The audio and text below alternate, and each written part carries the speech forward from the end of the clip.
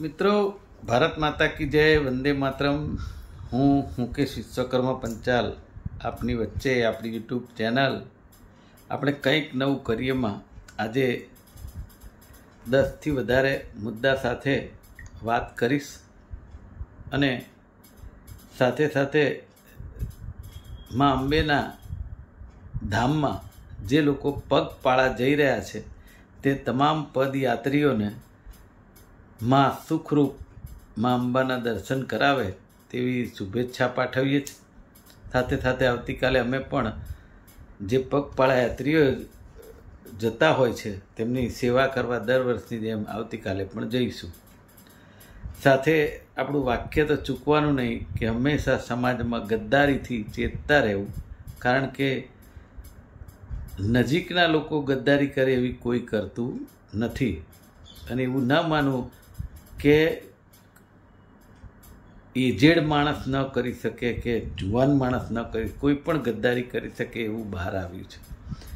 સમાચાર જોઈએ। સૌ પ્રથમ, દરિયાકાંઠેથી હેરાફેરી ઉપર અંકુશ, પણ છૂટક ડ્રગ્સ વેચનારા મુક્ત। અને ગુજરાતમાંથી 3 વર્ષમાં 16,000 કરોડનું ડ્રગ્સ જપ્ત થયું છે। 20 લાખથી વધુ ડ્રગ્સના બંધાણી છે। તમે વિચાર કરો, આ જે વાત છે એની અંદર બહુ જ જેને કહેવાય આપણે ધ્યાનપૂર્વક વિચારીએ તો એક જમાનામાં દારૂબંધી જે હતી એ દારૂ માટે બહુ જેને કહેવાય ઇફેક્ટિવ આપણે પગલાં લેવામાં ક્યાંક ને ક્યાંક સફળ રહ્યા હતા। પણ આજે ગુજરાતમાં એવું છે કે દારૂબંધી માત્ર એક શબ્દ રહી ગયો છે, બાકી દારૂ ગલીએ ગલીએ ગમે ત્યાં પણ મળી રહે એ પરિસ્થિતિનું નિર્માણ છે। બીજી વાત એવી છે કે આ ડ્રગ્સની તો મને એમ થાય છે કે દારૂ સુધી તો કદાચ હું માનું છું ઠીક છે, ન જ હોવો જોઈએ, છતાં પણ આ જે ડ્રગ્સ છે હું એવું માનું છું આવનારી પેઢીની નસલ બરબાદ કરી નાખશે। અને હું ચોક્કસ એવું દરેક વખતે કહું છું કે આ ડ્રગ્સનું જે વ્યસન છે, જે કોલેજોમાં ને બધે દીકરા દીકરીઓ યુવાનો માટે જે બધું પેડલરો દ્વારા જે જતું હોય છે, એમાં હું એવું કહેવા માગું છું કે જે કોઈ અધિકારી હોય, જે કોઈ નેતા હોય, જે પણ કોઈ આમાં સંડોવાયેલા હોય, એ દરેકને એક મારો મેસેજ છે બહુ દિલથી કે આ ડ્રગ્સનું બંધાણ એ કોઈપણના દીકરા દીકરીને લાગી શકે છે। એ બંધાણ ક્યારેય જોતું નથી કે કોઈ આઈપીએસ ઓફિસરનો દીકરો છે કે મુકેશભાઈનો છે કે કોઈ નેતાનો છે કે કોઈ પોલીસ અધિકારીનો છે કે કોઈ ગમે તેનો। એટલે દરેકે આની અંદર સિરિયસ લઈને ડ્રગ્સ બાબતે ખરેખર ખૂબ જરૂરી છે પગલાં લેવા। એટલે એ બાબતે વિચારવું ઘટે। નંબર 2, સામાજિક કાર્યકર દ્વારા વર્ષ 2024માં માહિતી માગવામાં આવી હતી। આરટીઆઈની માહિતી ન આપવી ભારે પડી। બાવળા પાલિકાના ચીફ ઓફિસરને 15,000નો દંડ।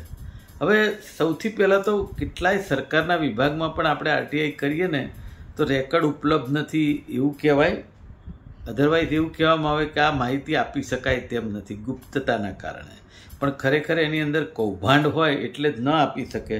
અને આ ચીફ ઓફિસરે કેમ માહિતી નહીં આપી હોય એ એમનો અંદરનું મગજ જાણે, પણ છેવટે દૂધનું દૂધ ને પાણીનું પાણી થયું ને 30 દિવસના પોતાના ભંડોળમાંથી અથવા પોતાના પગારમાંથી કપાત કરી ભરવાનો હુકમ થયો। એટલે આરટીઆઈની માહિતી આપવી જોઈએ જો સાચા હોય તો, કારણ કે આરટીઆઈનો કાયદો યુપીએ સરકાર હતી ત્યારે માનનીય યુપીએ સરકારના પૂર્વ ચેરપર્સન શ્રીમતી સોનિયાજી આ કાયદો લાવ્યા હતા મનમોહનસિંહજીની સાથે રહી, અને એ ખૂબ લોકોને ઉપયોગી થયો। એસસીઓમાં પાકિસ્તાનને ફટકો, જિનપિંગની હાજરીમાં મોદીએ પોલ ખોલી। હવે આપણે બધી વાત કરીએ છીએ એનો કંઈ વાંધો નથી। જે રીતની આપણા લોકલાડીલા પ્રધાનમંત્રીની દરેક દેશોમાં મુલાકાત, ચીનમાં પણ જાય ને અમેરિકામાં પણ જાય ને બધે જાય, કશો વાંધો નહીં। પ્રધાનમંત્રી છે ને એમની ફરજ છે કે દરેક જગ્યાએ જવું। વાયરલ થયેલી આ તસવીર દ્વારા અમેરિકા સહિત અન્ય દેશોને મજબૂત સંદેશ આપવાનો સંકેત છે। રાજકીય પંડિતો આ તસવીરનું મહત્ત્વ સમજવા અનેક અટકળો કરી રહ્યા છે। મને વાંધો કોઈ એ વાતનો નથી કે આપણા દેશના હિતમાં કોઈ પણ દેશ સાથે આપણે બાત ભીડી અને એને જવાબ આપી શકીએ અને આપવો જોઈએ, પણ સાથે સાથે એ વિચારવું જોઈએ કે આપણા ગુજરાતીઓ અને આપણા ભારતીયો દરેકે દરેક દેશમાં વસે છે અને પોતાનું સ્થાયી કરી અને ત્યાં રહ્યા છે. આજે ઘણીવાર જે વિદેશ નીતિના કારણે આપણા ભારતીયો કે આપણા ગુજરાતીઓ જે રહેતા હોય એ લોકોને ભોગવવાનું ન આવે એ પણ આપણે ખાસ વિચારવું જોઈએ. અને સરહદ પારના આતંકવાદીથી માત્ર ભારત જ નહીં, ચીન પણ પ્રભાવિત છે અને આતંકના સફાયા માટે એકબીજાનો સાથ જરૂરી છે એવું આપણા પ્રધાનમંત્રીએ કહ્યું. ખૂબ સારી વાત છે, પણ હું એવું માનું છું ક્યાંક ને ક્યાંક આપણે ધ્યાન રાખવું જરૂરી છે આપણા ભારતીયોનું, ભારતીયો જે બિઝનેસ કરે છે તેનું. કારણ કે દરેક દેશો સાથેના એકબીજાના લેવડ દેવડથી બધા જ નાના મોટા બિઝનેસ ચાલતા હોય છે, એ ખાસ વિચારવું ઘટે. અને બીજી વાત એવી છે કે જે રીતે ભારતમાં પ્રથમ વખત ગુજરાતમાં ફ્રી ફ્લો ટોલિંગ સિસ્ટમ શરૂ કરાશે. હવે એવું કહેવાય છે કે આ સિસ્ટમથી પ્રજાને ફાયદો થશે. વાહનોને રોક્યા વગર ટોલ કલેક્શન કરાશે. વાહન ચાલકો અવરોધ મુક્ત મુસાફરી માણી શકશે. લાંબી લાઈનો ઉપરથી એમ કે બાદ મળશે, રાહત મળશે. Ahmedabad Vadodara express way Ahmedabad Gandhinagar highway પર ભવિષ્યમાં અમલ કરાશે. સારી વસ્તુ છે. બીજી વાત એવી છે, વાહન વ્યવહાર વિભાગમાં રિવ્યૂ મિટિંગમાં ઓનલાઈન સમસ્યાનું કોઈ નિવારણ નથી. હવે તમે સમજો કે આ વાત છે, ભારત દેશ ડિજિટલ ઇન્ડિયા તરીકે ઓળખાય છે એવું કહેવું આપણા લોકલાડીલા પ્રધાનમંત્રીનું છે. અને એની સામે આ વાત જે છે, એજન્ટ પ્રથા બંધ કરવા ઓનલાઈન સિસ્ટમ શરૂ કરી પણ માથાનો દુખાવો બની ગઈ.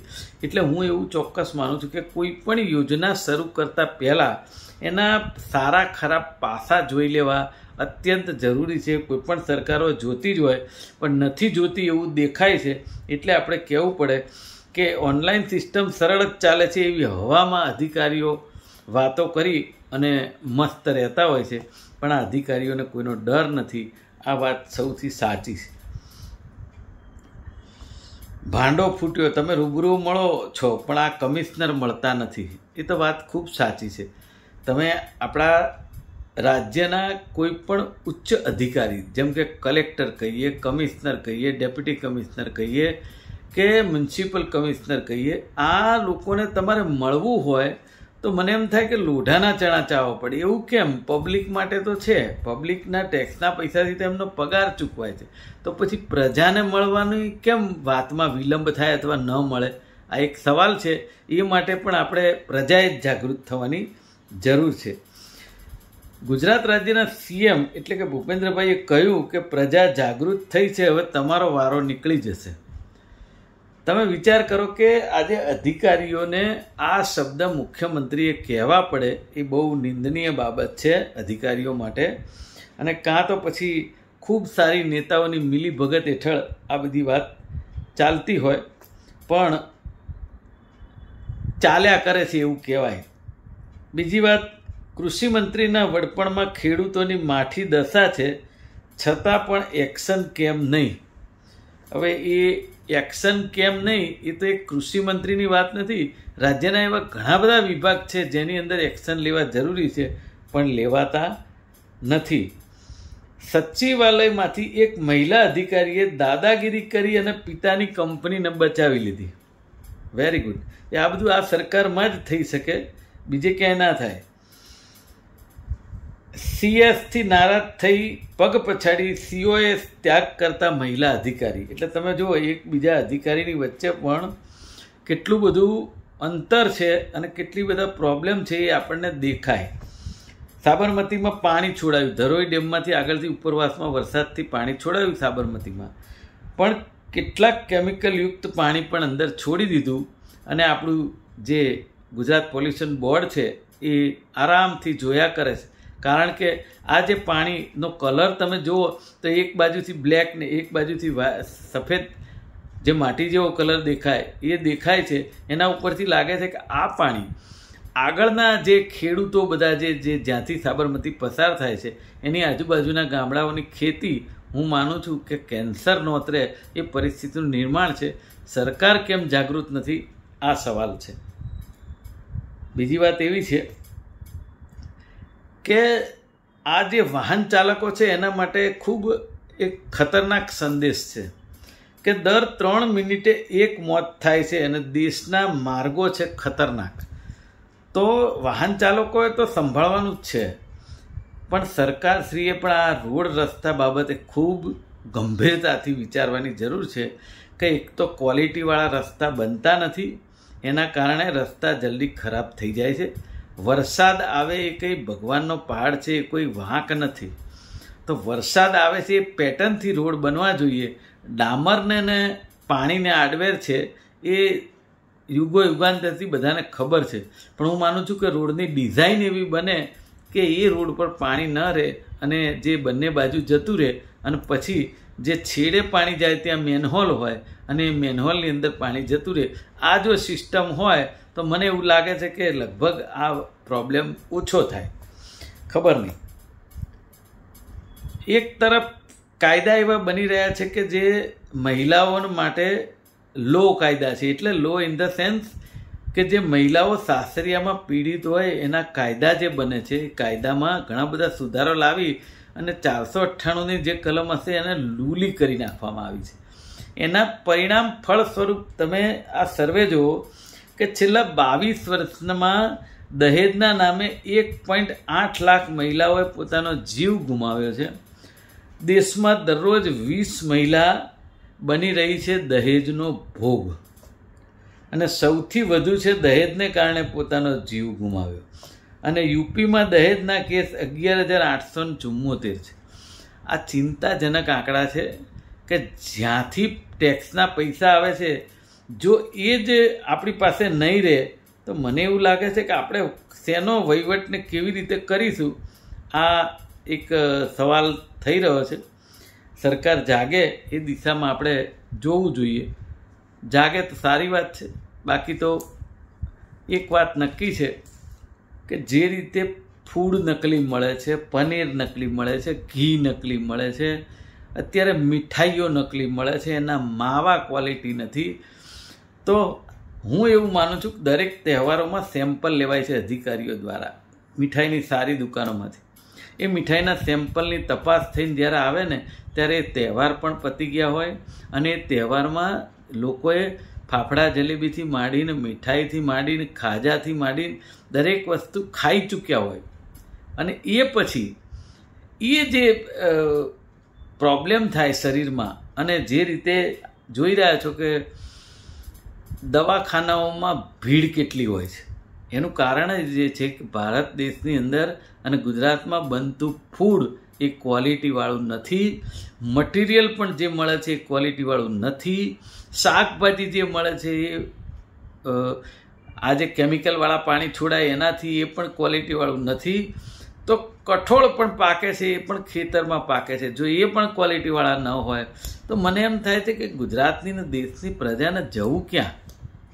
હું એવું માનું છું કે ભારતીય જનતા પાર્ટી જેટલી ચૂંટણીમાં સતર્કતાથી ચૂંટણી જીતવા ધ્યાન આપે છે, એ લોકલાડીલા પ્રધાનમંત્રી હોય કે ગુજરાત કે ભારત દેશની ભારતીય જનતા પાર્ટી હોય, અને એમના જે કોઈ પેજ પ્રમુખો હોય, ધારાસભ્યો, કોર્પોરેટરો, સંસદ સભ્યો, એ લોકોએ પણ આ જે પેચીદા મામલા છે એની અંદર ધ્યાન આપવાની જરૂર છે. ધારો કે આપણે જોયું હતું કે ખ્યાતિકાંડ જે થઈ ગયો એમાં આયુષ્યમાન કાર્ડનો દુરુપયોગ થયો અને કેટલાય લોકોના જીવ ગયા.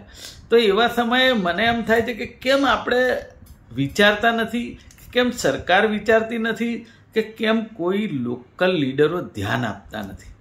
અને એમાંય ખાસ કરીને જે અધિકારીઓ પોતાની મનમાની કરે છે એના ઉપર લગામ કસવી ખૂબ જરૂરી બાબત છે, એવું મારું સ્પષ્ટ કહેવું છે. અને આ બધાના મૂળમાં આ જે કંઈ વાતો કરી એના મૂળની અંદર હું ચોક્કસ માનું છું કે માત્ર ને માત્ર ભ્રષ્ટાચાર છે.